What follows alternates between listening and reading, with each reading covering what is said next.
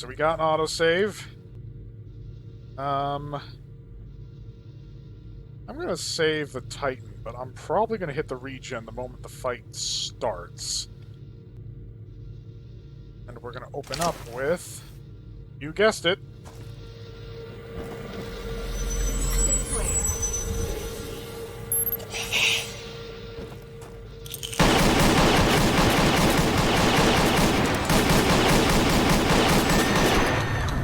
Alright, that's the fake.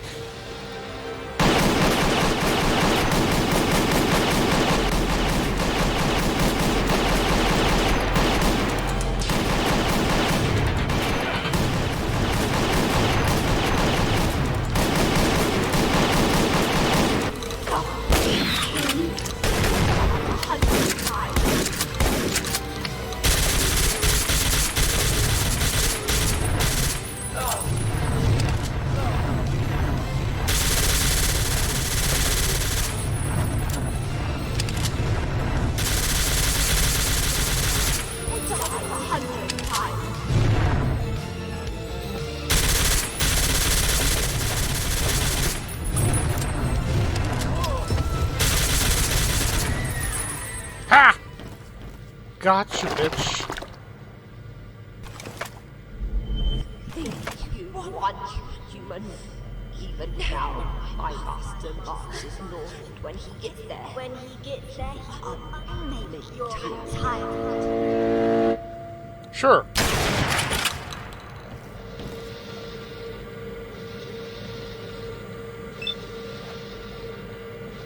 So, check the targets. 8 targets selected: Chicago, Denver, Cheyenne, Jefferson City. 4 other United States targets. Change targets. Warning, emergency override has been enacted. Targets have been locked. Targets cannot be changed at this time. Abort launch. The abort window has expired. Emergency override. Yes. There are no keys. Need to find another way of doing this. Set the briefcase in. Warning, program requesting access. Zeus 3.03. Access Athena. Unexplained error in security certificate. Allow access.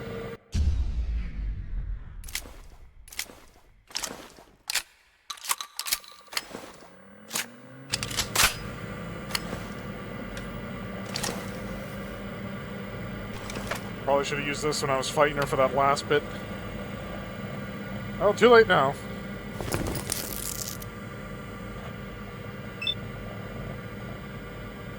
System reboot successful. Security credentials updated. Admin rights granted. Hello, new user 001. It is good to see you again.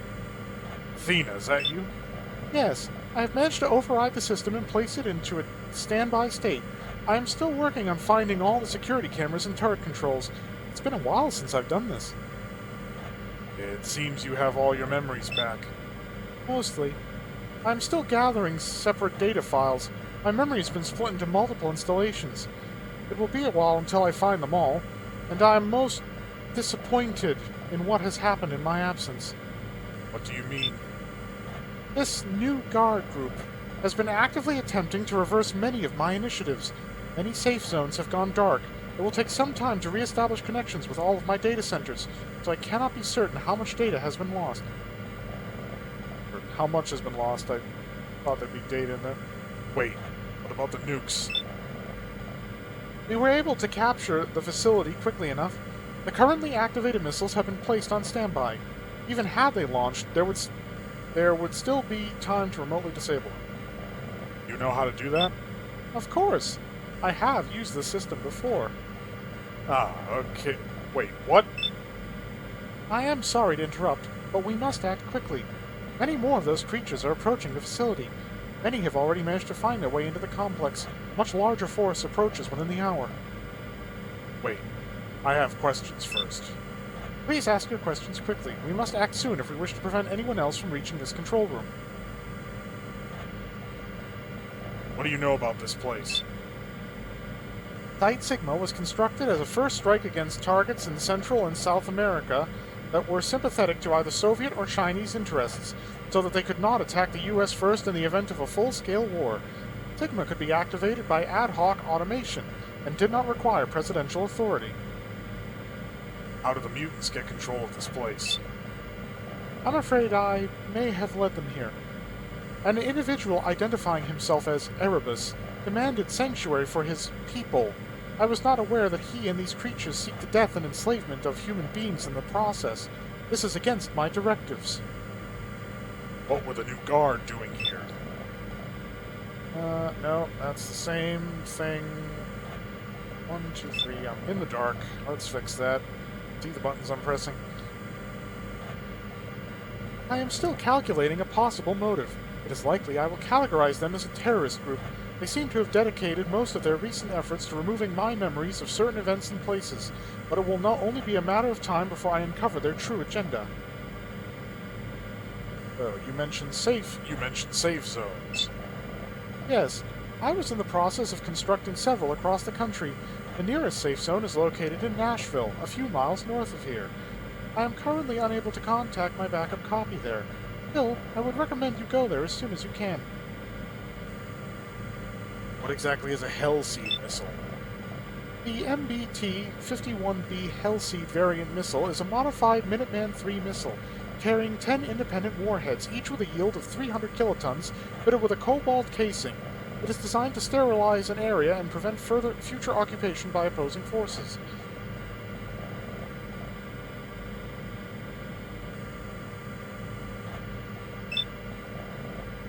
I think I need to... What do we do now?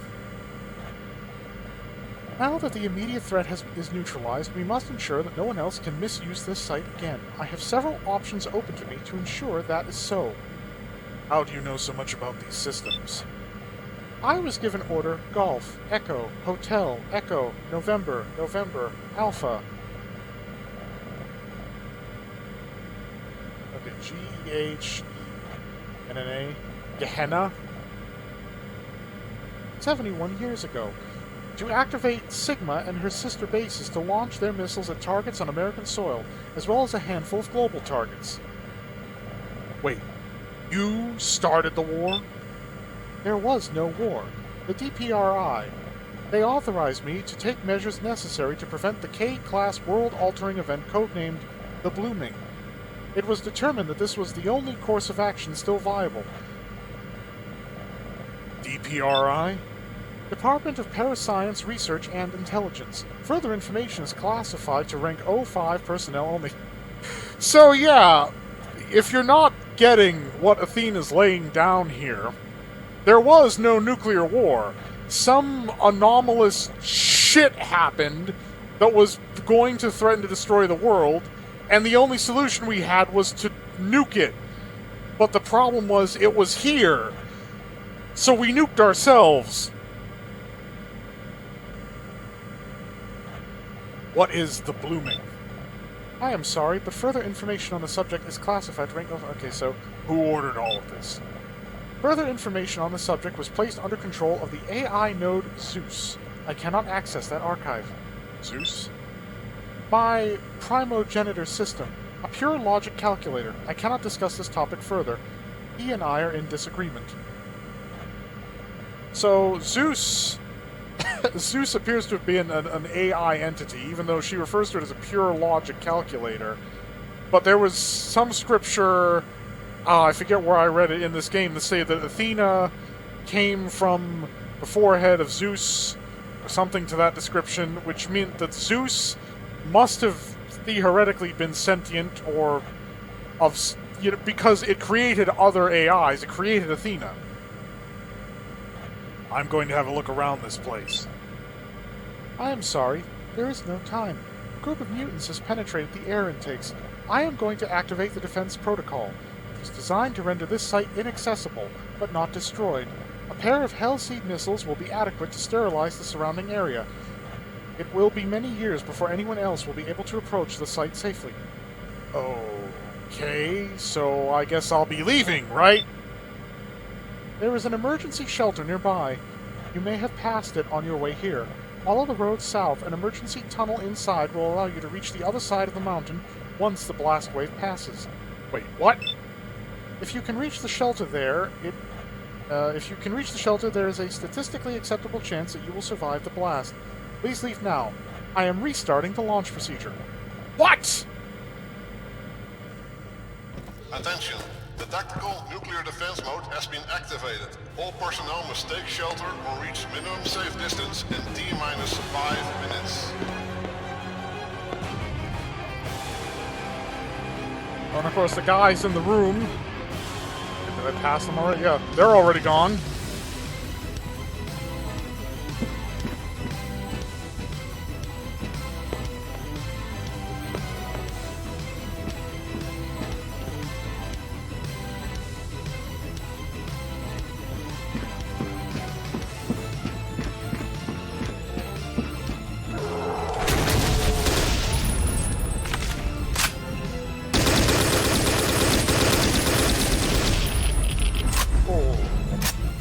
Rad grenades.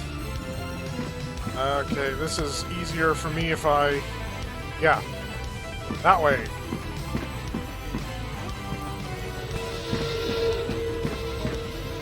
Okay, maybe not that way. This way. Nope. Completely the wrong side. Okay, I'm doing great! I'll get out of here, don't worry. I'll escape. I only have 5 minutes. I mean, I think this is a scripted thing. It's not actually 5 minutes to evacuate. Still, I'm of the nature not to, you know, press my luck. Alright, well, this is familiar. And illuminated. Nice change of pace.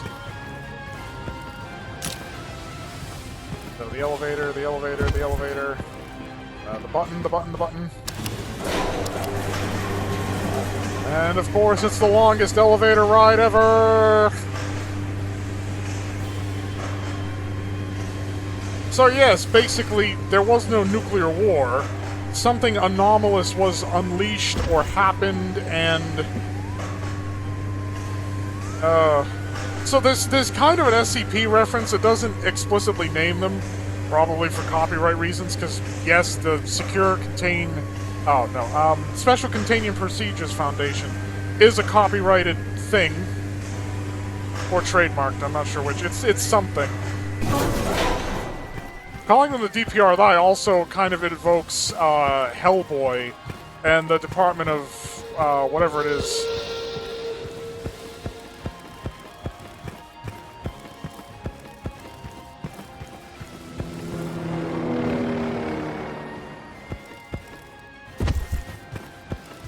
Yep, that was a helicopter bugging out.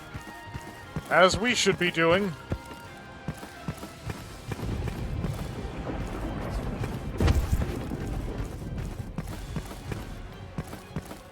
So, over the wall. But the gate's closed.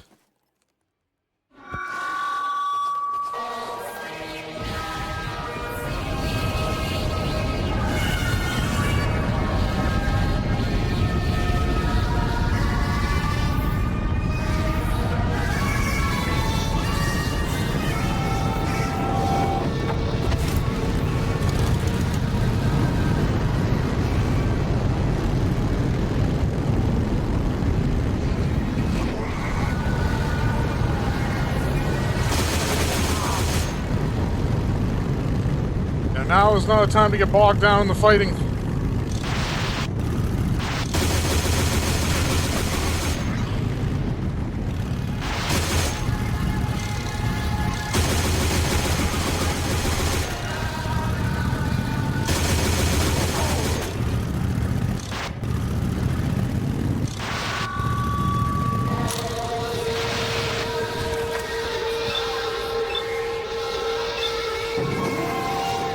Yeah, I am not leaving my bike outside. Close. Close. Okay.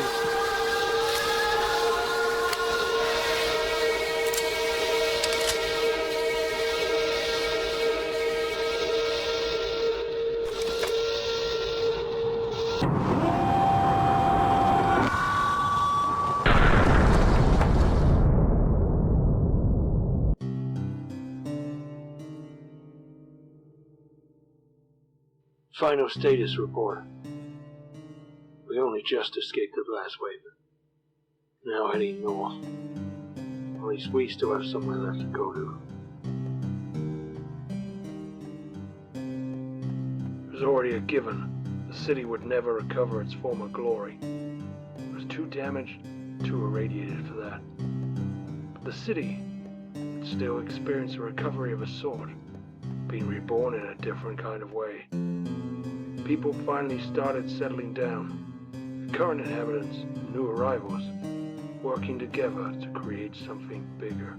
That was thanks to us. Michonne slowly grew from a transitory hub to a major trading center, defensive point.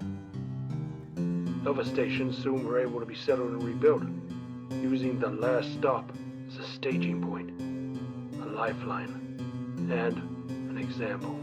Michonne, good ending. Still, the city would show no mercy to those who underestimated its hazards.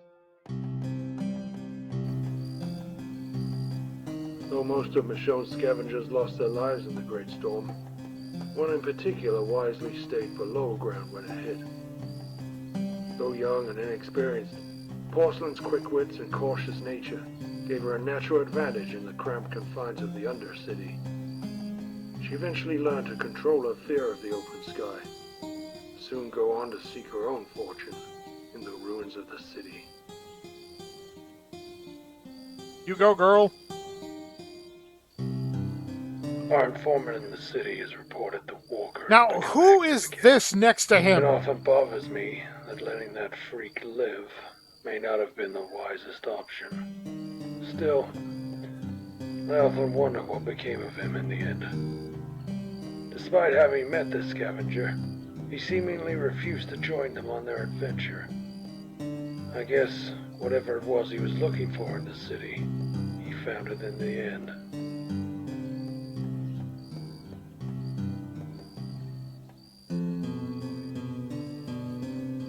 I mean, it looks like... I can't tell. While the removal of the Roma solved a lot of Prosperity's problems, it was the retrieval of the seeds from the dome that put it back on the path to success. With their first successful harvest in years confirmed, they gradually reduced trading their water for food, until they no longer needed to. This gradually increased the surplus water available, and soon the rationing ended.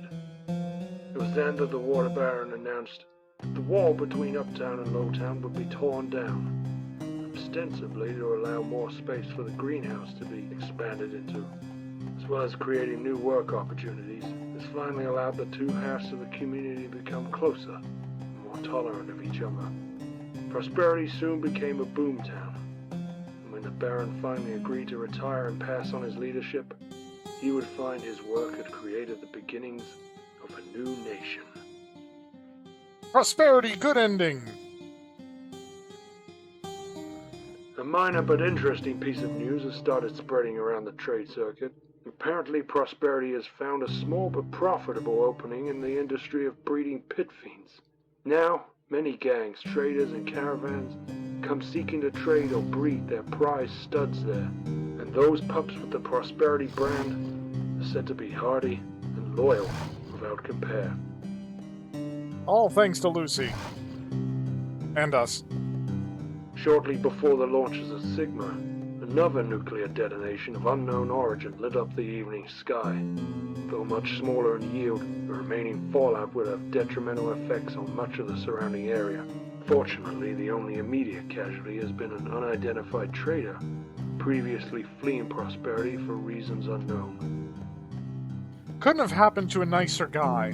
A mysterious traveler has recently been causing chaos on the roads north of Prosperity. Those who cross this traveler are said to be cut down by a silver blade that moves with lightning speed. Though it is unknown where he is currently headed, one thing is certain. He's probably going to complain about it when he gets there. Yeah, like the one blown up in the thing is Smiley, that's Silver. And finally... Sigma is lost. It'll be decades before we can safely approach. Possibly centuries before it can be fully manned. The remaining missiles are now in the hands of the entity calling itself Athena. There's no telling what they will do with them. In the meantime, the New Guard has lost its last-ditch offense against groups like the Empire. Fortunately, The majority of the mutant army was destroyed in the blast.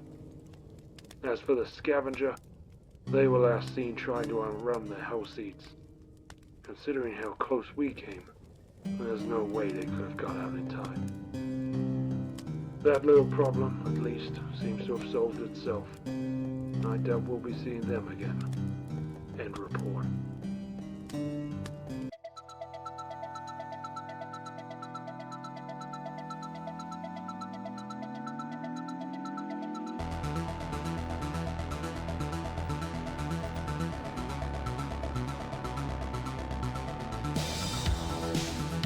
Yeah, we aren't that easy to kill.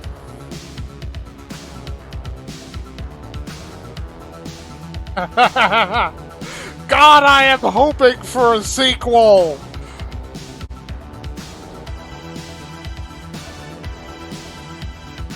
So yeah, there are several endings to Prosperity. I think I said there were 3, but there's actually like 4 or 5 different Prosperity endings. Ash's Afterglow, an objective improvement over the first one. The RPG elements have been generously expanded. I mean, multiple endings. You have more endings to this, I think, because this follows the Fallout thing, where your actions in a given location or with certain people affect the outcome. Not like the major outcomes for given settlements, but you basically have the Fallout-style thing spooling out what happened to your companions or specific important characters and so forth. Like, you know, you compare that to something... Oh, God, it's just good. It's good. Weapons modification, gear customization, you can get your lamp upgraded, expand your ammo capacity for certain things by talking to the leather maker. Oh... Because the weird part was, because I did play Metro 2060, not Metro, Ash's 2063, I'm thinking of Metro 2023 or whatever the number was. I played Ash's 2063 first, and it was good, but it felt like Doom with a Fallout skin kind of slapped over it. It didn't have enough RPG story or modification elements to let it really pop. And I hope that those who followed my LP of 2063 and Dead Man Walking stuck around for Afterglow, because it's in Afterglow, the sequel, that I think the developers really got to make the game that they were always sort of setting out to make in the first place, with all this extensive stuff that would not have been in Doom, or, you know, like even in something like Hexen or Duke Nukem. Because the RPG elements in here are far more elaborate. You know, loads of characters to talk to, different routes you can take in resolving problems, which lead to different endings. While your character doesn't level in a traditional RPG sense, your equipment is modifiable and customizable, you know, based on certain choices you make, where you invest your junk, where you decide to get the ammo pouches, whether you go for junk or the lantern. I mean, there's just so much stuff, and it's a free mod. What I'd like to see is a third episode where we address Erebus, the leader of the mutants, this empire that's mentioned but not seen. Because there's all kinds of like threads left dangling in the wind to be sort of wound up into another title, and then to have all 3 of these, maybe like a revamped version of the first one with... Because I don't want them to just like turn it into Afterglow, because then Afterglow loses its unique features.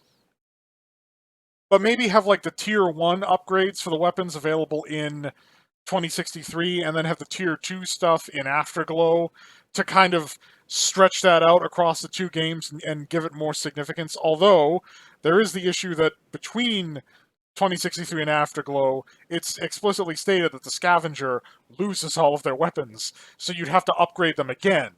But you do get enough scrap between the 2 that you should be able to sort of do that. And yet, like, yeah, all 3 episodes bundled together. So, my impression of Ashes as a series, it's fantastic. Afterglow, in particular, is a real high point. If RPGs intimidate you, if the notion of having to backtrack and, you know, talk to everybody, pick the right conversation options to get mission objectives, if that's a problem for you and you're just looking for guy with gun runs around and kills monsters, Ashes probably isn't for you. Well, Ash's 2063 and Dead Man Walking might be, because that was a lot more of the Doom-esque, you know, thing, but Ash's Afterglow might be a little too RPG heavy for you, but I like the RPG elements in Afterglow, because, yes, there were hours probably I spent reading out, the dialogue and so forth, because there's enough of it there that it takes that long. But at the same time, the RPG elements don't inherently get in the way of running around and shooting stuff. And aside from certain critical conversations, you need to generate certain objectives and get certain endings. A lot of the conversation stuff is entirely skippable. I asked several citizens about the Baron. I asked several citizens about Prosperity to get different perspectives, but that's a bit redundant. You could just ask, okay, I'm here, what do you need me to do? Why is that a problem? Alright, I'll get on it, and then go on with the game. That's totally a thing you could do. So the depth of your RPG experience, a certain amount of depth is required for the game to function as it's intended, especially if you want to get a better ending. I mean, maybe you don't care about the ending, then you can make it even shallower. But a certain amount of depth is required, but anything beyond that, because there's a lot of depth beyond that, you are entirely entitled to opt out of.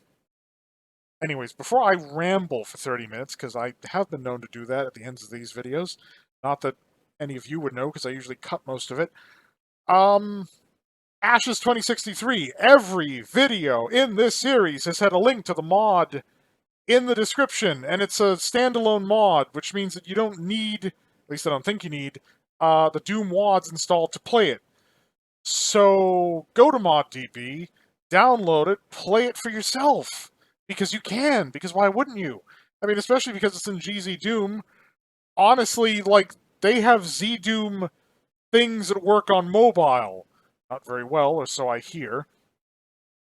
There's also the issue that Doom on a touchscreen would probably be a bit sketchy, but point is, you, like I've been saying over and over again, you could probably play it on a potato because it's ZDOOM. So, play it. It's a fantastic experience. Now, that might seem redundant for you to play it for yourself, seeing as if you're listening to this, you've probably watched and or listened to me playing it through to the end. But it's an experience, and it's an experience that you should have for yourself as well. So, play Ashes. If the lack of RPG in the first installment isn't to your liking, you can reference what you've seen and or heard in this LP series and just skip straight to Afterglow. If the RPG elements aren't your thing instead, play 2063 and Dead Man Walking. So, depending on how you want to approach it, you're spoiled for choice in terms of what you want. I have enjoyed creating this series. This was entirely unscheduled and unplanned on my end, but I have enjoyed it because I enjoy this game. I enjoyed playing the rehearsals. I've recently, done a run from Dead Man Walking, which was the prequel, so chronologically it's first, even though it's way harder than 2063, all the way to Afterglow to make sure I got all the secrets while keeping my referencing to the Secrets Guide minimum to kind of drum it into my head, because I intend to play this on higher difficulties. So, and here's the thing, despite all of that playing, I've probably played through the entire game 3 times or so now, and only now, after doing that back-to-back, am I feeling a little burnt out, which should say something about this game's quality. For those who followed this series and this rant to the end, thank you all so much for watching. To my subscribers, an extra special thanks. It's the continually growing, however slowly, subscriptions that actually keep me interested in maintaining this channel. I hope my viewers stay happy and healthy out there.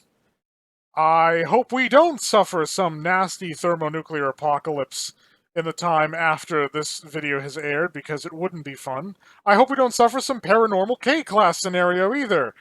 Damn those SCP Foundations, couldn't they have done a better job? Thank you all so much for watching, and fare thee well.